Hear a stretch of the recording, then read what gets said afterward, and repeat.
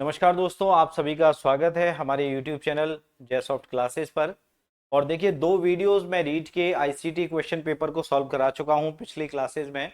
और आज की क्लास में हम लेकर के आए हैं संस्कृत का जो पेपर था आपका मुख्य परीक्षा का रीट का। उसमें जो आईसीटी के क्वेश्चंस हैं उनको हम समझते हैं। अभी काफ़ी टाइम है आपके एग्जाम में, और आईसीटी जो एक ऐसी सब्जेक्ट है जो बहुत ज़्यादा परेशानी में डालती है स्टूडेंट्स को, इसीलिए चैनल पे क्लासेज स्टार्ट की हैं। तो एक एक पेपर मैं अभी सॉल्व करा रहा हूँ, उसके बाद में मैं कंटेंट्स आपको प्रोवाइड कराऊंगा। आज की क्लास में हम बात करते हैं संस्कृत में जो आपका रीट में जो क्वेश्चंस आए हुए हैं आईसीटी के, उनको डिस्कस करते हैं। चलिए स्टार्ट करते हैं। पहला क्वेश्चन है, कंप्यूटर में फायरवॉल का उपयोग क्यों किया जाता है?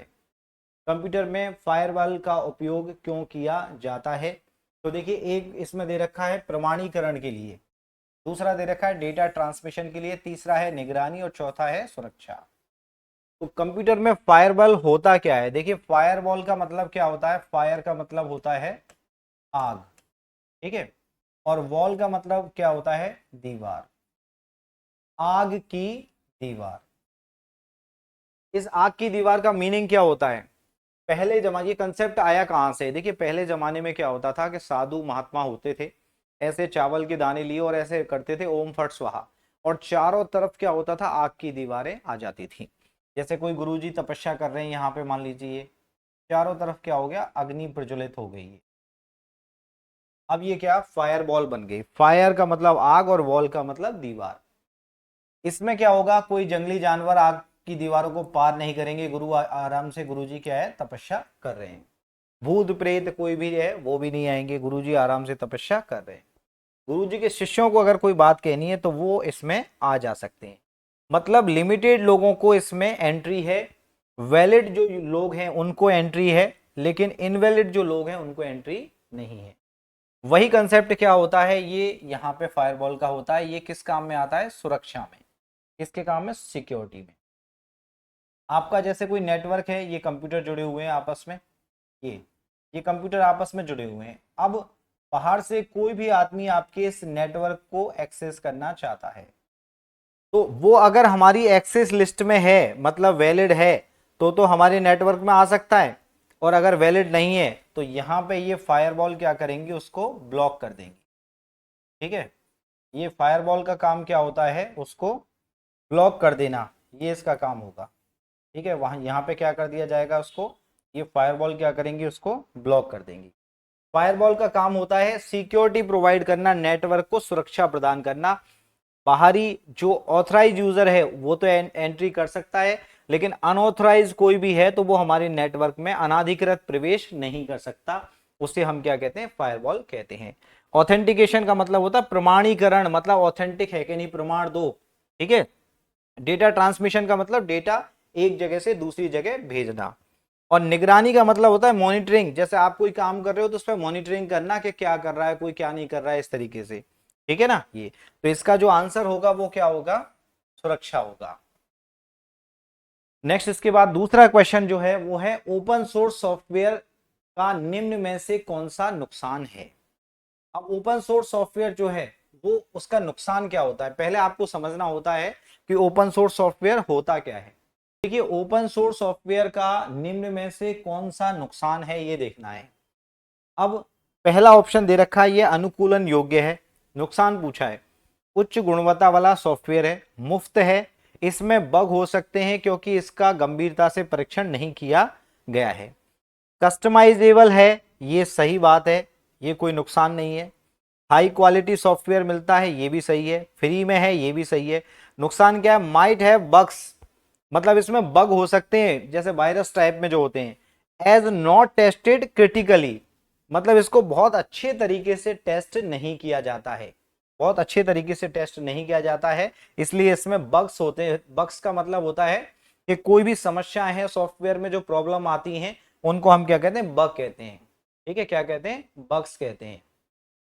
तो ये क्या है? अनुकूलन योग्य है, मतलब कस्टमाइजेबल है, मतलब आप इसको सॉफ्टवेयर को फ्री में नेट से डाउनलोड कर सकते हो और अपने हिसाब से इसमें चेंज कर सकते हो, वो कहलाता है कस्टमाइजेबल। कस्टमाइजेबल का मतलब होता है इसको कस्टमाइज कर सकते हो। आपने फ्री में ऑनलाइन सॉफ्टवेयर को डाउनलोड किया फ्री में और उसको चेंज कर लिया अपने हिसाब से, ठीक है, वो कस्टमाइजेबल होता है। हाई क्वालिटी सॉफ्टवेयर होते हैं खूब और फ्री में मिलते हैं। ये क्या होते हैं, ये ओपन सोर्स होते हैं, open source software, open source. एक होता है क्लोज सोर्स, दूसरा क्या होता है, एक होता है क्लोज्ड सोर्स, ये होता है। अब इन दोनों में अंतर क्या होता है, क्लोज सोर्स या फिर इन्हें कहते हैं copyrighted software, copyrighted, copyright software ये कहा जाता है, क्लोज सोर्स सॉफ्टवेयर और ओपन सोर्स सॉफ्टवेयर। ठीक है, क्लोज सोर्स सॉफ्टवेयर का मतलब होता है जिसको यूज करने के लिए आपको क्या करना पड़ता है, पैसे देने पड़े, और ये जो होता है ये क्या होता है, फ्री में होता है। ठीक है, क्लोज सोर्स सॉफ्टवेयर को अगर आप यूज करोगे तो उसके लिए आपको क्या करना पड़ेगा, पैसे देने पड़ेंगे, और इसके लिए आप क्या करोगे, फ्री में मिलेगा। ठीक है, अब दूसरा अंतर क्या है, नेट से इसको फ्री में डाउनलोड आप कर सकते हो, नेट से क्या कर सकते हो, इसको फ्री में ले सकते हो इसको।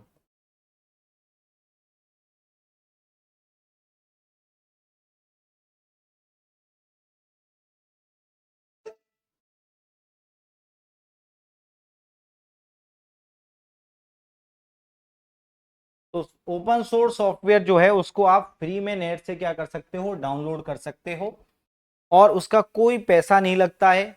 इस पे किसी भी कंपनी का मालिकाना अधिकार नहीं होता है कि हमने बनाया है। क्लोज सोर्स सॉफ्टवेयर में क्या होता है, जैसे आपका क्या है, क्लोज सोर्स का उदाहरण है जैसे आपका MS विंडोज। तो वो कहते हैं कि विंडोज जो है वो MS मतलब माइक्रोसॉफ्ट कंपनी ने बनाया है, तो इस कंपनी को पैसे दो, इसको लाइसेंस लो, तब जाके यूज करो। MS office, office MS office use करना है तो माइक्रोसॉफ्ट से पहले लाइसेंस लो और फिर उसके पैसे दो, साल भर के लिए लाइसेंस लो, तब उसको यूज करो। तो क्लोज सोर्स या कॉपीराइटेड सॉफ्टवेयर वो सॉफ्टवेयर होते हैं जिनमें किसी कंपनी का मालिकाना अधिकार होता है, उस कंपनी को पैसे दो, उनका लाइसेंस लो, तब उनके सॉफ्टवेयर को यूज करो। ये फ्री में नेट पर डाल दिए जाते हैं कि फ्री में कोई भी डाउनलोड करो, इनको यूज करो, अपने हिसाब से चेंज करो। अब आप कहोगे कि भाई ऐसे क्यों करते हैं, फ्री में डाल देते हैं। जैसे मान लीजिए मंदिर है, अब मंदिर में क्या है, मंदिर सबकी संपत्ति है, किसी का भी उस पर अधिकार नहीं है। कोई आदमी आया उसमें पंखे दान कर दिए तो पंखे लग गए, मंदिर अच्छा बन गया, सब यूज कर रहे हैं। किसी आदमी ने बैठने के लिए कुर्सियां चेयर वेयर बनवा दिए, ठीक है, किसी ने रेलिंग लगवा दी, किसी ने कुछ बनवा दिया, तो चेंज कस्टमाइज कोई भी करे लेकिन किसी का अधिकार उस पर नहीं है, और सबके लिए वो क्या है, फ्री है। तो इसलिए इसको दिया जाता है कि लोग इसमें चेंज करते रहे, इस सॉफ्टवेयर को अच्छे से अच्छा बनाते रहे और सब लोग इसको फ्री में यूज कर सके। मंदिर पे किसी का अधिकार होता है, नहीं होता है। कोई कहे कि नहीं साहब मेरा मंदिर है, नहीं। भगवान मेरे हैं, नहीं, भगवान पे किसी का अधिकार नहीं है। चेंजेस सब कर सकते हैं, अपने अपने हिसाब से उसको अच्छा बना सकते हैं और सब लोग फ्री में उसको यूज कर सकते हैं। ठीक है, तो वो ऐसे ओपन सोर्स सॉफ्टवेयर होते हैं, कौन कौन से होते हैं, जैसे लाइनेक्स का जो आपका ऑपरेटिंग सिस्टम है, मोजिला फायरफॉक्स जो आपका है, मोजिला वो है। तो इनमें से ये पूछ लेता है कि निम्न में से कौन सा ओपन सोर्स सॉफ्टवेयर है। बस ये है कि इसकी कमी क्या है, फ्री में मिलता है, अच्छा क्वालिटी का होता है, कस्टमाइजेबल है, चेंज कर सकते हो, लेकिन इसको अच्छे ढंग से टेस्ट नहीं किया जा सकता, बना के नेट पर डाल देते हैं कि लो भैया आप इस पे काम करते रहो। नेक्स्ट इसके बाद में क्वेश्चन है, निम्नलिखित में से कौन सी विकेंद्रीकृत डिजिटल मुद्रा है, डिसेंट्रलाइज्ड डिजिटल करेंसी कौन सी है, सेंट्रलाइज होती है, डिसेंट्रलाइज होती है। तो इसमें यूरो है, RBI डिजिटल मुद्रा है, बिटकॉइन है और डिजिटल डॉलर है। इसका आंसर क्या आएगा, बिटकॉइन। बिटकॉइन जो है वो डिसेंट्रलाइज्ड है, उसका कोई केंद्र नहीं है उसका।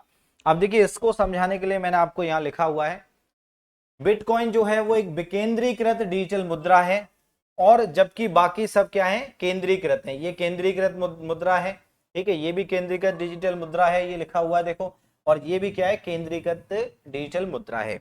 तो डिजिटल डॉलर है, RBI डिजिटल मुद्रा है और यूरो, ये सब केंद्रीकृत मुद्रा है। और ये जो है ये डिसेंट्रलाइज्ड है और ये सेंट्रलाइज्ड है। विकेंद्रीकृत मतलब इसका कोई केंद्र नहीं है, जिसका अर्थ है कि इसे सरकार या बैंक जैसे किसी केंद्रीय प्राधिकरण द्वारा नियंत्रित नहीं किया जाता। बिटकॉइन को सरकार के अंडर में नहीं आती, किसी बैंक के अंडर में नहीं आती, किसी के अंडर में नहीं आती। ब्लॉकचेन टेक्निक का यूज करके पीर टू पीर, ब्लॉकचेन का मतलब क्या होता है, ऐसे चेन बना रहता है आपस में, ऐसे ऐसे सब इसमें मकड़ जाल की तरह जुड़े हुए हैं, सरकार का बैंक का कोई हस्तक्षेप नहीं है, ऐसे मतलब है ना। अब क्या है इस पे,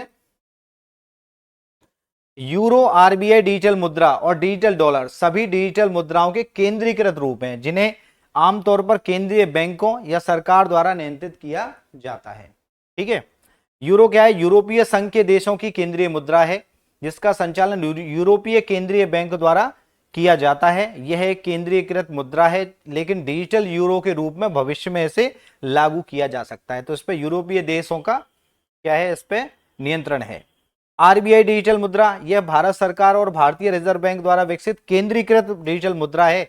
इसका उद्देश्य भारतीय अर्थव्यवस्था को डिजिटल रूप में मजबूत करना है और वित्तीय समावेशन बढ़ाता है। तो इस पर भी भारत सरकार का वो है। डिजिटल डॉलर संयुक्त राज्य अमेरिका द्वारा प्रस्तावित एक केंद्रीकृत डिजिटल मुद्रा है जिसका संचालन फेडरल रिजर्व करेगा। यह डॉलर का एक डिजिटल रूप है। तो अमेरिका का डिजिटल डॉलर जो है वो डिजिटल डॉलर है। भारत का क्या है? आरबीआई डिजिटल मुद्रा है। और यूरोप का क्या है? यूरो है। बिटकॉइन पे किसी सरकार का अधिकार नहीं है, वो डिसेंट्रलाइज्ड है। ठीक है। और यही सवाल में पूछा है कि विकेंद्रीकृत कौन सी है? ये तीनों जो है वो केंद्रीकृत है। ये भारत की है और ये वाली यूरोप की है और ये किसकी है? अमेरिका की। और ये डिसेंट्रलाइज्ड है जिसपे किसी बैंक या सरकार का अधिकार नहीं है, नियंत्रण नहीं है। नेक्स्ट इसके बाद में है बस ट्री के लिए निम्नलिखित में से किस माध्यम एक्सेस नियंत्रण तकनीक का उपयोग किया जाता है? देखो मैं भी हैरान हो जाता हूँ, मैं खुद एमटेक हूँ कंप्यूटर साइंस से, तो हम सोचते हैं कि रीट में भी बताओ कैसी कैसी चीजों को रख देते हैं, इधर से उधर से उधर से उधर, मॉडर्न टेक्नोलॉजी सारी चीज भर देते हैं इसमें। अब इसमें क्या है? आप डेटा भेज रहे हो किसी एक को, तो इसमें क्या कई तरीके होते हैं, उसे कहते हैं हम टोपोलॉजी। उसको हमारी जो टेक्नोलॉजी होती है उसमें बोलते हैं उसको टोपोलॉजी, ये कहा जाता है। टोपोलॉजी का ये टॉपिक है, टोपोलॉजी। टोपोलॉजी में क्या होता है कि एक कंप्यूटर जो है दूसरे कंप्यूटर से कैसे जुड़ा है, कैसे डेटा भेज रहा है, उसे कहते हैं टोपोलॉजी। अब जैसे एक लाइन में डेटा भेजा जा रहा है, ये ए कंप्यूटर है, ये सी है और ये बी है, तो एक सीध में जा रहा है, तो इसे कहते हैं बस टोपोलॉजी। ठीक है, बस टोपोलॉजी। अगर ऐसे जुड़ा हुआ है इस तरीके से, ये होता है स्टार टोपोलॉजी। और ऐसे कनेक्ट है इस तरीके से, मैं आगे पढ़ाऊंगा आगे की क्लासों में इन चीजों को भले, तो ये क्या है? Ring topology. ऐसे कई टोपोलॉजी ऐसे इसमें होती हैं। ठीक है। अब क्या है? ये कह रहा है कि बस ट्री के लिए निम्नलिखित में से कौन सा माध्यम है, कौन सी चीज चलती है? तो बस और ट्री, जैसे बस टोपोलॉजी क्या होती है, उसमें एक लाइन ऐसे होगी और यहाँ पे कंप्यूटर आपस में ये ऐसे ऐसे कनेक्ट होंगे, इसे बोलते हैं बस टोपोलॉजी। इसमें कौन सी टेक्नोलॉजी यूज की जाती है? तो इसमें टोकन बस यूज की जाती है। टोकन बस में क्या होता है? एक टोकन इधर से इधर चलता है और सबके डेटा को जैसे टोकन पे डाल दिया आपने। जैसे कोई पियोन है, 3 लोग बैठे हुए हैं ऑफिस में और कोई पियोन यहाँ पे दिख रहा है, इसने कही जाओ मेरे लिए चाय ले आओ। जब ये फ्री हो गया तो ये कहेगा जाओ मेरी ये फाइल को दे आओ। जब ये फ्री हो गया तो कहेगा ये मेरा। तो इस सबका डेटा लाने ले जाने का काम कौन करेगा? वो टोकन बस। ठीक है, टोकन ये काम कर। टोकन बस एक मीडियम एक्सेस कंट्रोल है जिसका उपयोग बस और ट्री नेटवर्क टोपोलॉजी के लिए किया जा रहा है। ठीक है, किया जाता है। टोकन रिंग क्या होता है? एक अलग है। मीडिया एक्सेस कंट्रोल जो होता है उसमें ये क्या होता है? नेटवर्क, ये भी एक माध्यम है। और एक होता है करियर सेंस मल्टीपल एक्सेस। तो इसमें जो आंसर आएगा वो क्या होगा? आपका टोकन बस आएगा। इसको टोपोलॉजी को जब मैं पढ़ाऊंगा तो सारी चीजें क्लियर कर दूंगा। अभी हाल इसमें आपके ऐसे एकदम से समझ में नहीं आएगा, टॉपिक वाइज हम चलेंगे। तो ये 4-5 क्वेश्चन जो है, इसमें 4 क्वेश्चन जो हैं संस्कृत के, वो आज के लिए मैंने इसमें रखे थे। अगली क्लास में एक और पेपर लेंगे, उसके बाद जैसे ही पेपर एंड हो जाएंगे उसके बाद हम क्या कंटेंट्स को स्टार्ट करेंगे। ठीक है, तो तब तक के लिए हमारे चैनल जो है जयसॉफ्ट क्लासेज, उसको सब्सक्राइब कर लें। अच्छी अच्छी चीज़ें उस पर लेके आएंगे। धन्यवाद, थैंक यू।